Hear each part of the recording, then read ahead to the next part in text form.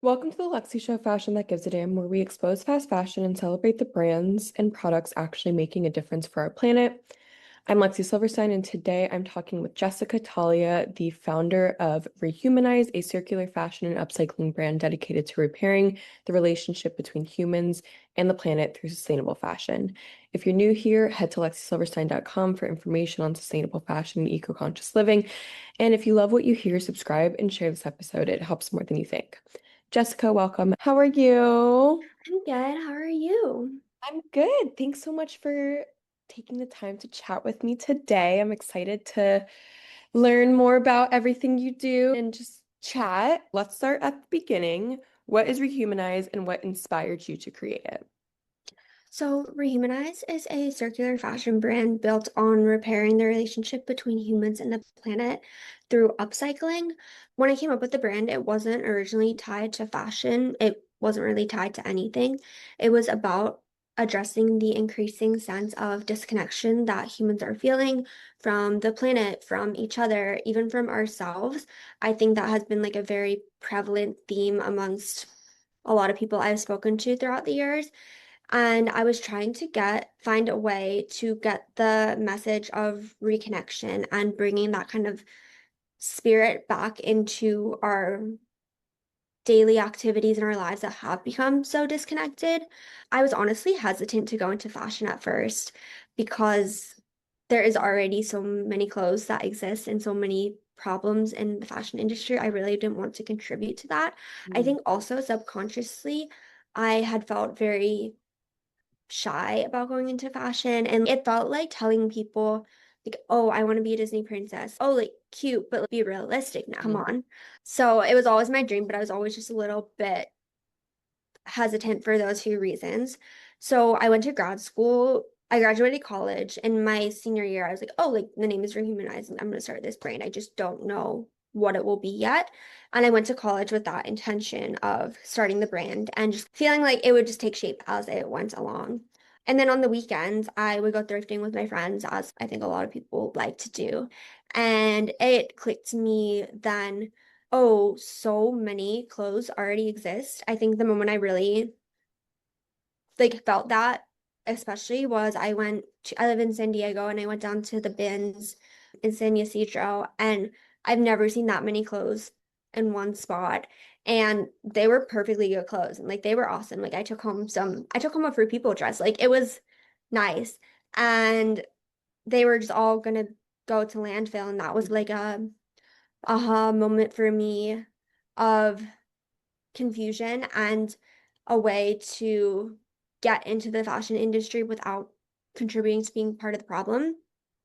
I felt if there is a way we could integrate these clothes, these perfectly good textiles, into the supply chain without creating more from raw materials, and I can make that more mainstream, like that's the mission I want to go after. And then the next hurdle was I didn't know how to sew. And I knew, okay, if I want to make this brand, I need to make MVPs and I need to show proof of concept and do all of these things. Like, I really need to learn to sew. And I'd actually been wanting to learn to sew for many years. And I was always a little hesitant about trying because what if I was bad at it? That would derail a lot of my plans and it would just be upsetting. So I actually credit Harry Styles for that because like the final push I needed to actually get in front of the sewing machine was I really wanted to create my own outfit for a Harry Styles concert. And so my roommate put her sewing machine in front of me and taught me how to turn it on and turn it off. And then from there, it was just a process of learning and practicing and being really bad at it. The outfit I made was so bad, but by then the hardest part was over, and that was just taking the first step and learning to sew. And then from there, I felt like I had the pieces of the puzzle I knew I wanted to work with to create the brand. And yeah, it was all the ingredients were there, and I was ready to start putting them together and experimenting. I'm obsessed. There's so many things that you mentioned that I'm like, I want to touch on where I think that is something that also like it is daunting to go into the fashion industry, and something I experienced was people I just made a post about this where it was like every day's not a fashion show, babe. What are you dressing for? And then I posted 2 days ago or something where I was like, life actually is a fashion show, thanks. And I was like, that's something that I had to learn over time that I'm like, just because it's like there's so many fish in the sea or whatever, like it's a, what is the saying, like big pond, I don't know. But just because it's like already out there doesn't mean that we still can't make an impact or be in it as well. I love that Harry Styles is what got you over that hurdle. I'm obsessed with that man. So we have this in common. What concert was it for Love on Tour? Yeah, I didn't get tickets for the whole thing, and then it was like the birthday shows. He like randomly Ah, announced, and I was like, "This is like my chance," and I somehow got very lucky in Ticketmaster. So ah, I'm obsessed. I'm obsessed. I have in fact lost the Ticketmaster war for his current tour, but if there's a will, there's a way. But I think that is so amazing, and I think that is really inspiring. Is even if the first thing, which I'm sure it was still beautiful, but the first thing that you made was maybe not necessarily the best. I'm sure it was amazing. That was also like for me, where I was just like, I'm honestly not very good at sewing. I did go to a fashion school. I should be better at sewing, but I'm not. And I think like just putting yourself in front of that sewing machine and doing it again, getting over that first hurdle is so important, and then improving and honing in on that skill and all that jazz. So you create custom pieces for people. Why is the made to order model so important to you?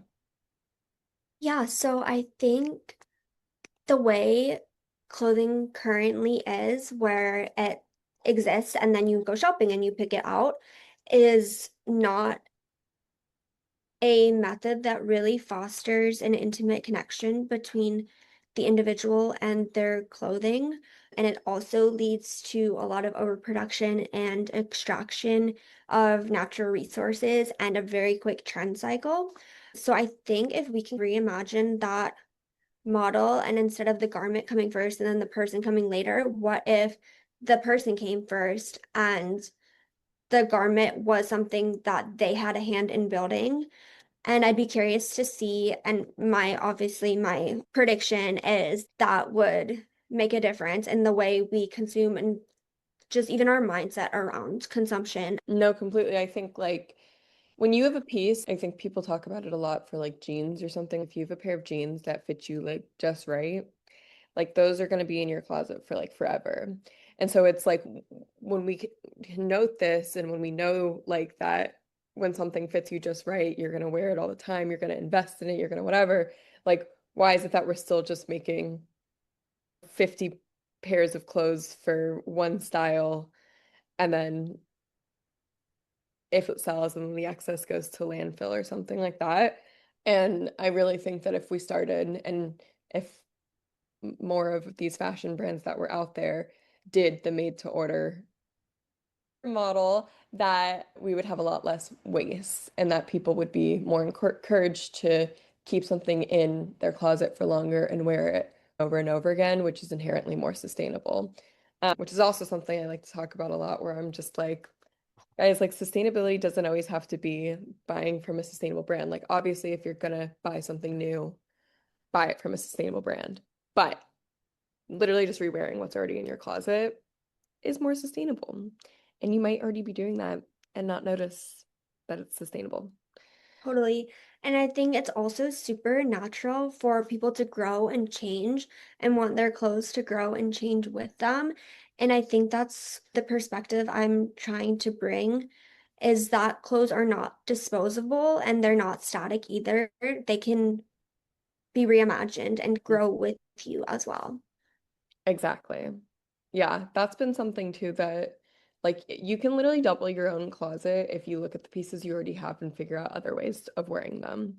Like I have a maxi skirt that I really like and I've worn it a bunch, but I was like I wanted to style it yesterday and I wanted to do it in a new way. And so I ended up just like wearing it as a dress and then pairing a jacket over it so that it looked like both a mini skirt and a dress if I took the jacket off. And I was like, I didn't even double my closet there. I tripled it. I made it to a dress and a mini skirt. And now, and if we just, again, like you were saying, reimagined our pieces, like we would have them for longer. I think that Totally. something I talk about a lot is just and really have been practicing in my own life lately is just like slowing the fuck down. And if like I want something to think it through before I purchase it. And if I go back to that thrift store and it's gone, or I put it in my Depop cart and it's gone, then it wasn't meant to be. Or if I'm still thinking about it like over and over again after it sold, then I can do a quick Google image reverse search and try to find something similar. That's my trick of the trade. Google image reverse search. It That's does actually a really good idea. it does wonders, let me tell you. Half of my closet is from that. So, what does ethical production actually look like for in a day-to-day for your brand? Ethical production for Rehumanize looks like using exclusively what already exists and reimagining the form, shape, function, style of that into a new life. And I think similar to what we've been talking about, it's just sustainability doesn't have to be one thing. It can be upcycling, it can be rewearing, it can be renting, it can be borrowing, it can be all these different things. And so I think it's really amazing what you do. And I'm really bad at sewing, so anyone who can sew, I'm immediately impressed by. You know how when you sew, you have to lock in your stitches, like Yeah. a little back stitch first and then back stitch at the end? Yeah. The entire first year I sewed, mind you, like no one taught me, and I don't know why I didn't really use YouTube as a resource. I was sewing all my lines back and forth. And I was like, Okay. it's just impossible to get a straight line. Like, how do you do a straight line forward and backwards for every single thing? And then I don't know when it clicked to me, that's just for locking in. So it's definitely a process. And I started out pretty bad, and it's freeing to be able to fail and start at the bottom, and then you can only work your way up from there. Yeah, I love that. I think that's encouraging to hear. And I think that's something that I had a friend of a friend who was looking to get into the fashion industry and was looking for advice. And I was just like, literally just put yourself out there and see what happens and apply to things and like whatever. And the worst that happens is someone says no. Every time you get, I don't like that word in this sense, but every time you kind of get rejected, it like teaches you and you get better then at getting rejected because in life you're going to get rejected for at some point in time for whatever reason it may be. And so I think along those lines is like failing and getting back up is so important. And super out there, really random example, but I used to do figure skating when I was like literally 4 years old. And I didn't pass one of the classes or something, so I ended up just quitting. And then my boss texted me and she was like, we should go ice skating. And I was like, okay, let's go ice skating. And I was like, and now that I'm like an adult and whatever, I think it's if I just fall on the ice, like who cares? Because it's not gonna really hurt that bad. And then I can get back up, and then every single time I'll get better and better. And I was like having this whole internal conversation with myself. And it's so out there, but I feel like it applies to sewing and everything in life where it's just be okay with failing a little bit and then failing won't be as scary. So Totally. I'm literally looking at my sewing machine and every single time I get on a podcast, I talk about how bad I am at sewing and now I'm like, I can teach you. I love teaching people. I think it's super fun, and talk about like making a difference in people's lives and leading them down a path where they can mend their own clothes, I think is something really empowering and just like yes. fun. Oh my God, no, completely. I think that's so important is like learning how to do basic sewing skills. Even if it was just like sewing a button back on. I remember I had a button pop off of something and I was going over to my friend's house and we were about to head out and I was just like, do you really quickly have a needle and thread? She was like, yeah. And I really quickly sewed the button back on and she was so amazed that I like just did that. Or even the other day, my friend's birthday party happened and she was doing this super cute craft where they make those like birthday crowns that you see on Pinterest all the time. The And it oddly was, ones. yeah, it was so fun and so cute. And I always make it, but I never embroidered it before. And everyone was really nice and was like, oh, you're like so good at the embroidery part. And I was like, this I can do. This is like a basic stitch. I put it in one hole and I like just go around and I was like, I'm good. This I can do. But having those basic sewing skills is a life changer. And then even if you go a little bit more beyond that and learning how to hem things and tailor things, I really think that's a life-changing skill for our closet that not many people have anymore. If we all took a second and learned how to, I'm sure it would save a lot of our clothes in our closet. Yeah. Can you tell us what the upcycle bar is for someone who's never heard of it before? Yeah, so the Upcycle Bar is an interactive, immersive, circular fashion experience. I think sustainable fashion and circularity are a lot of big concepts and big words that are thrown at us and marketed to us, but feel very unaccessible and a little bit confusing. And the Upcycle Bar aims to make it a bit more tangible and a bit more like the agencies in your hands versus another brand or another entity's hands. So in essence, the way I describe it, the inspiration for it is remember ice cream sundae bars when you were little? It's like that, but instead of ice cream, it is clothes. We're working with pre-loved garments. And instead of hot fudge and sprinkles, we are putting on little appliques. But the appliques are all made from pre-loved fabric scraps. And the idea is then you decorate your clothes with these almost like stickers. You place them and then we sew it on for you live and you go home with a brand new redesigned piece.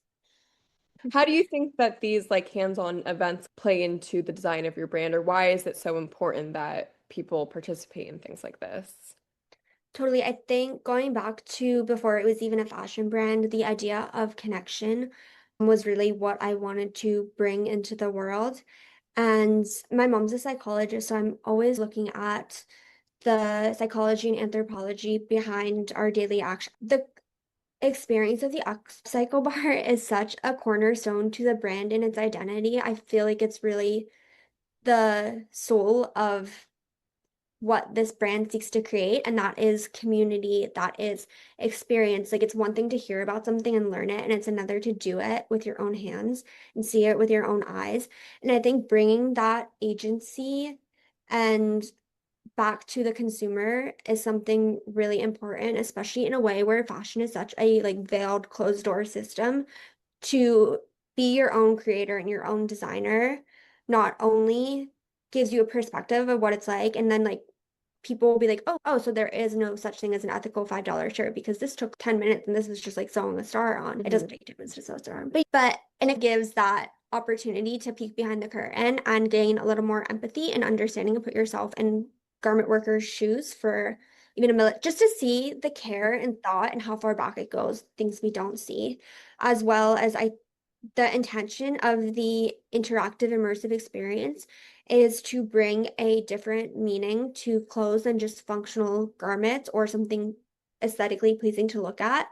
My intention is that with the upcycle bar, people are building a memory as well. They are building as they're getting their pieces sewn on, as they're designing it, as they're with their friends, as they're with their community. They are capturing a little memento of that moment, of that time in life, that stage in life, and they are really adding a sentimental value into the piece.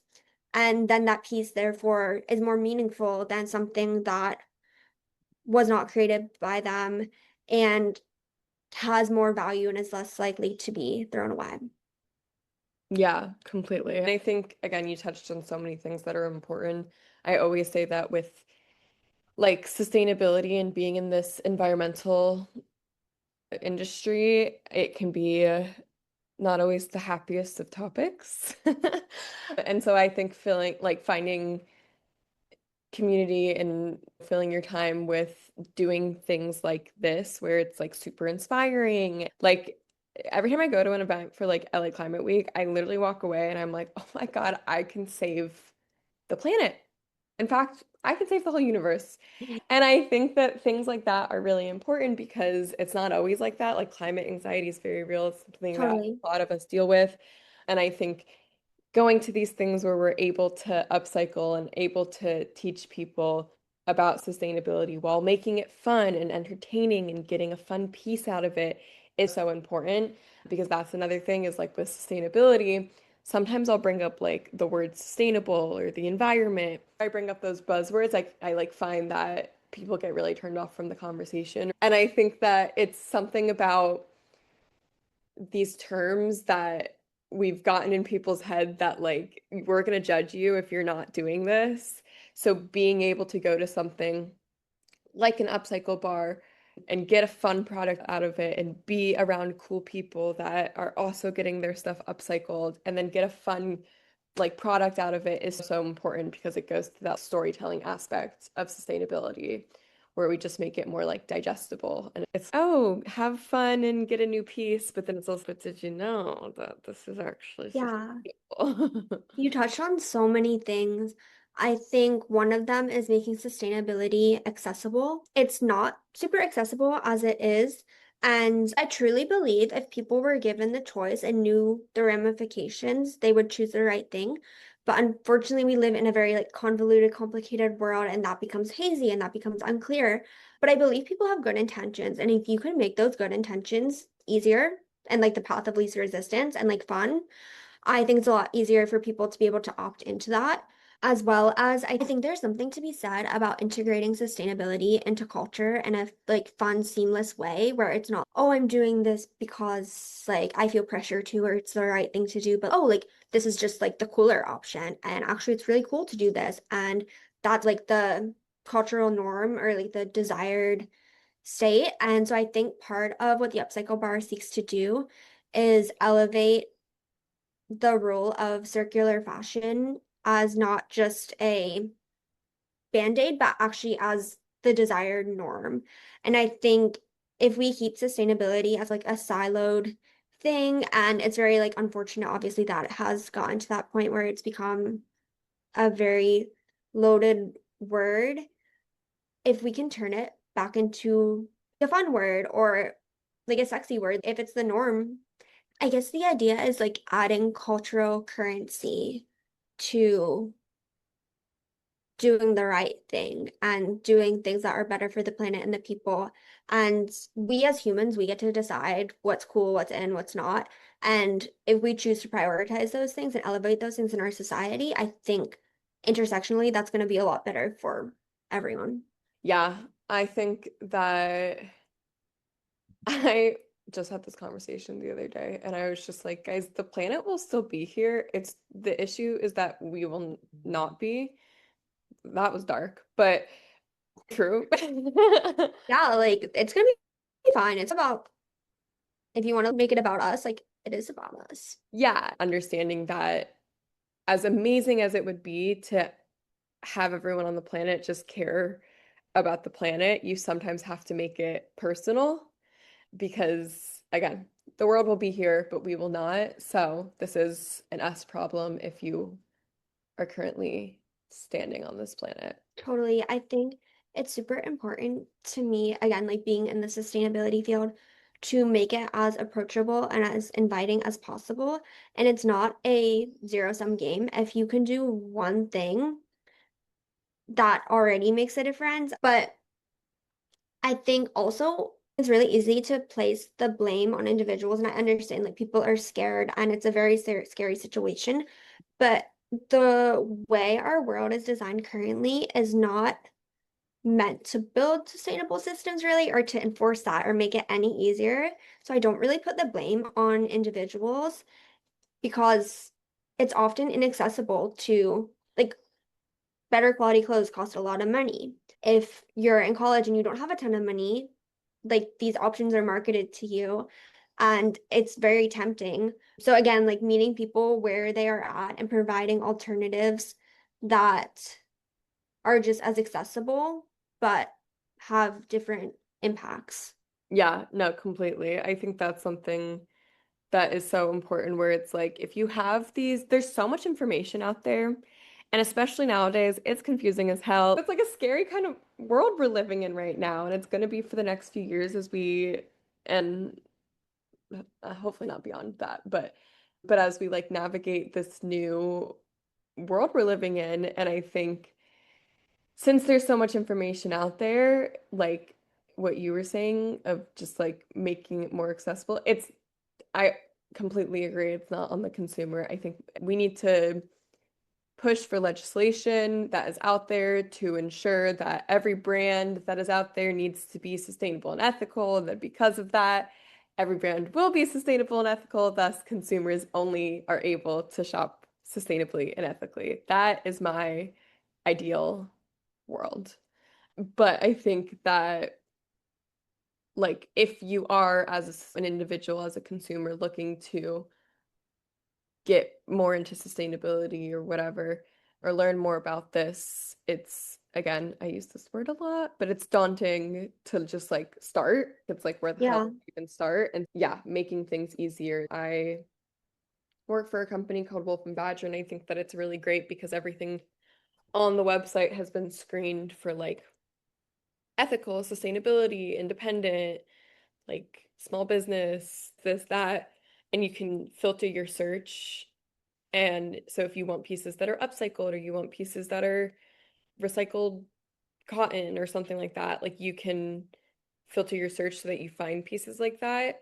And I'm like, that's cool from a shopping point of view, and there's so many good things about it. I do think that if you're like new to the sustainable shopping space and you want to figure out how to get started, like sites like that or things like that are so helpful because it does the research for you.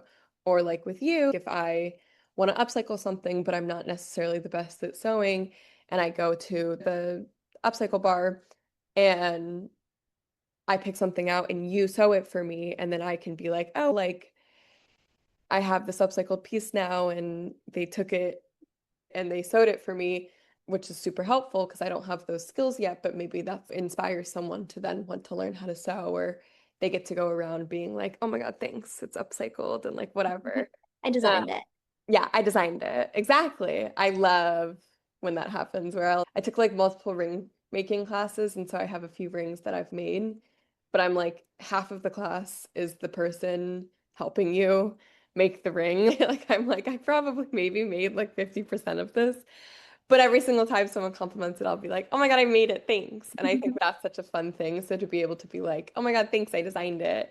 And then people will be like, "Oh my God, really?" And then they'll be like, "Yeah, I went to this upcycle bar." And then it spreads the word and it gets people excited. I just think that is such a great way of spreading the excitement, making it easier for people and getting them motivated to be a part of this industry. Anyways, I always like to ask my guests this, what are some rapid fire tips that you would give to people who are just starting their sustainable fashion journey? I would say, like we talked about, try to not judge yourself too harshly. I think like when we talked about this with sewing too, the barrier to entry is often very high in our own heads. And if we can lower that, I think that's a great thing for everyone. So it's great to do something sustainable and it's great to make progress, but don't feel like you have to be perfect because that often can limit people from starting. And the fear of judgment for not being perfect is another thing that I try to change the culture around that. I would say my number one tip is use what already exists. I think creativity can really flourish sometimes with boundaries, as contradictory as that seems. But using materials that already exist and textiles that already exist, not only are you saving water, you're saving carbon. Think about the hours of labor, questionably ethically, some that are put into making a garment and then to wear it once and throw it away. If you can give that a new life, that's a great place to start. And that can look like an upcycle bar, that can look like upcycles you can do at home, that can look like swapping with friends, that could look like wearing a skirt as a dress. So many different ways to be creative. I think parameters encourage that, and that's cool. Having community, I think, is another way that is great because not only are you holding each other accountable, but you almost have a collective closet then. And for different occasions, you're not going to need a cocktail dress every day. You're not going to need this for every day. Mhm. But when you have that in your social circle and you can pull from it and borrow it, I think that's really powerful. And it's fun, I think, to wear something and someone compliments you and it's like, oh yeah, like this is my friend, she got it at this place. It brings like a story and humanizes the garment in another way as well. And then this one's simple. Thrifting. I think thrifting is super fun. I think of it as a treasure hunt. We are really putting to use our hunter-gatherer skills in the thrift store. And I think it's just a lot of fun and it's a fun activity. And again, think about how much you're saving and the story that you now have to tell about the piece is pretty cool. You know me, I love a thrift store. I think those are great tips. And thank you so much for coming on and chatting with me. Where can people find you on social media or anywhere else? Yeah. So on social media, it is Rehumanize the World on Instagram and TikTok. And then our website is rehumanizetheworld.com. I'm really focused on scaling the upcycle bar concept, bringing it to cities, events, brand partnerships. I think festivals would be super cool. Universities would be great. And really just making an upcycling accessible and fun for everyone is where I'm currently at, as well as I think it would be really cool for artists to branch into sustainable merch and upcycle bar like interactive experience. Where I think Billie Eilish did an upcycling event once and it was a huge success. But imagine if your favorite artist, instead of buying a whole new sweatshirt, had a little applique and then you can get it sewn on that saves so much and it makes it again like an immersive experience and a better memory. And off of that, I think collaborating with artists on designing appliques and using their styles, I think would be again a great way. I really value collaboration because at the heart of this brand is connection and collaboration and community is really the only way we're going to address this ginormous thing. No, completely. I love that. I hope to see an upcycle bar in LA soon. Oh yes, here for LA Climate Week. I'm going to San Francisco Climate Week. Oh, love. I I love. started working with Singer a little bit, and they're sending me a sewing machine to Oh, go to San Francisco with. So I'm really excited about that and hopefully looking to build that partnership. And yeah. again, for like brands who may not feel like they have a role to play in circular fashion or sustainable fashion, I think it's often the unlikely collaborators that really can be super impactful. That's it for this week's episode of the Lexi Show Fashion That Gives a Damn. Big thanks to Jessica for showing us how sustainability can be intuitive, creative, and deeply personal, not just a checklist, but a way of reconnecting with what we wear and why it matters. Whether it's fashion or everyday products, this is how sustainability should work. If this conversation resonated with you, subscribe so you don't miss an episode, leave a review, and share this with someone who needs to hear it. Head to lexisilverstein.com for more content on sustainable style and conscious consumption, and follow me on Instagram, TikTok, and YouTube at Lexi Silverstein. That's Lexy, silver like the color, Stein. Remember to live a good life and look fucking good doing it, and demand better from brands in your closet and everywhere else. See you next week.